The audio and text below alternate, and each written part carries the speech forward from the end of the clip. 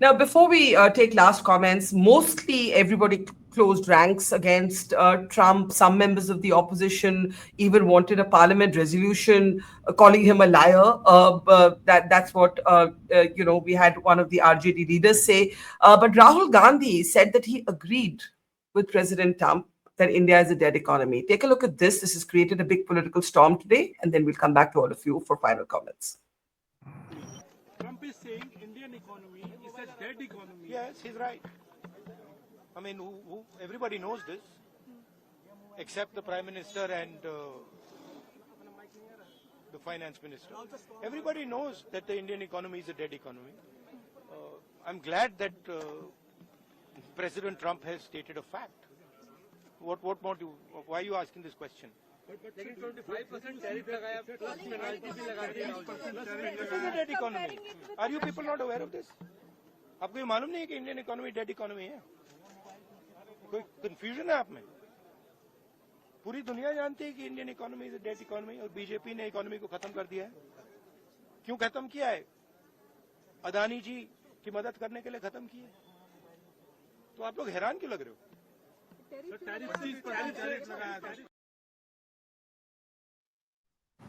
Now, I'll start with you, Tavleen, because whatever be your views on the state of the economy, you do not choose a foreign leader, whoever that leader is, public commentary against your country, for that to be the time to make a criticism about your government and also get in Adani and whatever else he's got in. I don't know what you thought of the comment.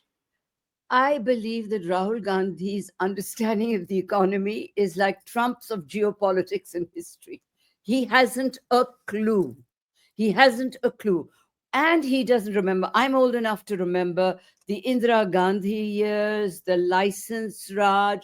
I'm really old enough to remember when the Indian economy was so dead that we stood in lines to get a bottle of milk. All right. So for him to say this is outrageous, but he knows nothing about it. And this obsession with Adani, I mean, it's so bewildering. When he says something like, economy is dead because he's killed it because of Mr. Adani. What can you say about that? What can you say about that? I have no words. Yeah, and even forget anything else. It's also, I feel like it's pretty crazy, but it's also poor politics. It's kind of both. It's also just poor politics. It's like not reading the room. But Mohandas Pai, what do you think? No, look, you can't accuse him of having any intelligence regarding the economic condition of the country, right? I mean, he's a novice, less than a novice. You can't accuse him of doing that. I think you got to talk to Jairam Ramesh to educate him. I tweeted today, was asking Jairam to educate his protege about economics. No, let me give you some detail. This year, we'll add about 32 lakh crore to our GDP. If you look at the first quarter results, which are going on, 890 companies have shown an increase in PAT of about 8.5%. It is there in money control for everybody who wants to see. Revenues have gone up by about 7.5% for the first quarter. Okay. Tax collections have been down primarily because of large refunds and the giveaway of 1 lakh crore. And we invest $1.2 trillion a year in capex in this country, both private, public, and household, because our investment rate is 31% of our GDP. And I think if you look at all indicators, India is doing reasonably well. We'll grow at about 6.4, 6.5% this year, which is very, very good. And we have very low inflation. And if you look at employment, you look at the EPFO details, just last month we had 20 lakh people incrementally coming into the EPFO network paying subscription. These are not some figures of opinion. These are people who paid incrementally. My point is, Mr. Pai, irrespective of what the state of the economy is, and maybe we can have another discussion on the economic health of the country, you do not respond to an insulting comment by another head of government about your country as a leader of the opposition. It's quite simple and basic. Yes, you do not do that. Just because you love your country, you understand your country, you're outraged. Like Tavleen said, don't pay attention to him on this matter because he does not know. You got to forgive him and pray to God that, to forgive him because he knows not what he's talking. The great saying to say, you get offended, I get offended. Tavleen, nothing understands him much better than any of us. That he just doesn't understand. He just says what he wants. Takatak, this, that, all can. And this Adani, look, let me tell you about Adani. Adani in all his investment is a small player in India. I had a TV interview with FT where he said, oh, the infrastructure will come down if Adani doesn't invest. I said, man, if Adani disappears today, nothing will happen to India. He's a very small player in the entire infrastructure thing. Yes, he's putting up all these power plants, but overall, there are a lot of players. Why are we so obsessed with that guy? I mean, he's obsessed. Ambani is great. Ambani has done very good work in that oil area. But, Adani is done in many businesses. He's not such a big player. In some areas, he's taking market share. But look, we have to forgive him. We have to ignore him like you ignore Trump's comment about many things. Don't get offended. Don't get upset. Don't get emotional. Just laugh it off and go negotiate. Tomorrow, he'll praise you equally. Trump will praise you equally. My friend Modi is a great one. India is the best country in the world. They gave me a fabulous deal. They're going to buy $1 trillion from America in the next 5 years. Yay. That's it. Tavleen is right. Okay, so we're basically talking about big grown children here. We literally are talking about Trump like being a little spoiled brat who needs a lollipop, and then he'll say, "Oh, you're very sweet." But look, honestly, Ambassadors Dilip and Yash, you may not want to get into the politics of the Congress, the BJP. I'm not even talking about politics. I think it's basic.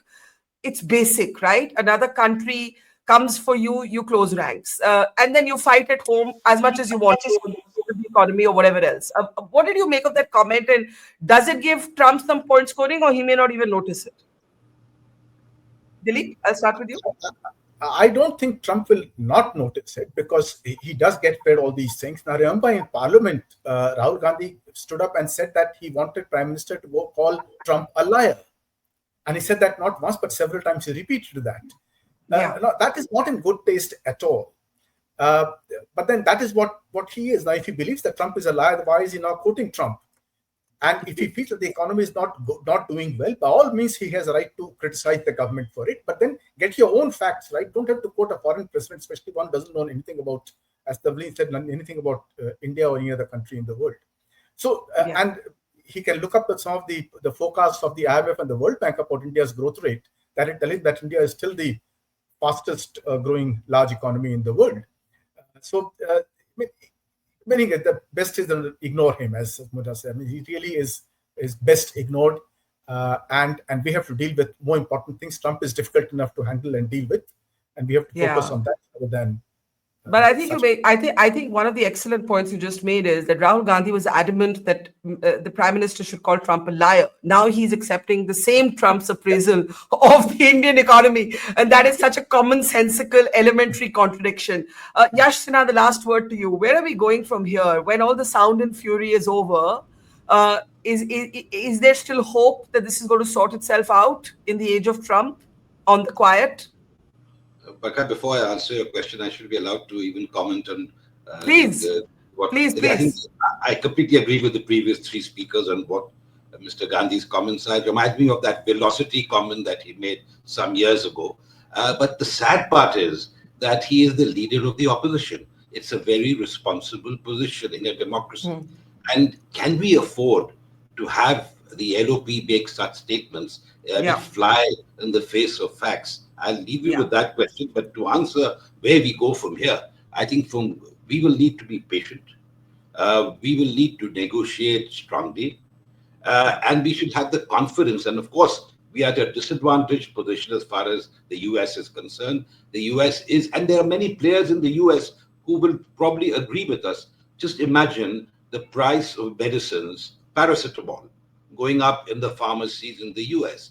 I mean, that's going to cause problems, not just pharmaceuticals, but there are others. I mean, iPhones now. I mean, 25% duties are going to be, tariffs are going to be imposed on iPhones made in India. Then that's going to have a ripple effect in the US in terms of inflation, etc. So I think we need to be patient. We need to negotiate with as best a hand that we have. And as I said, we need to have the confidence to write this out.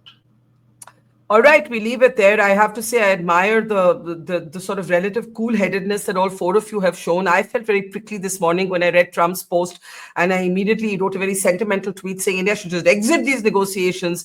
But I think it was Jairam Ramesh who once famously said that a lot of Indians, when it comes to America, like to say, Yankee, go home, but take me with you. So India has a kind of complicated relationship with the United States of America, a lot of cultural connections, a lot of historic connections, a deep strategic connection.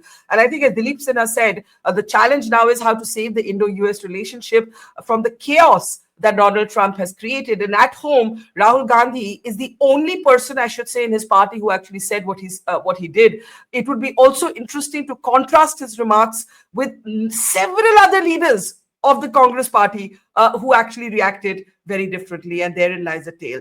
Thank you so much, Tavleen, Mohan, to Ambassadors Dilip and Yash Sinha. Thank you, and to our audience. Thank you, and see you tomorrow. Thank you.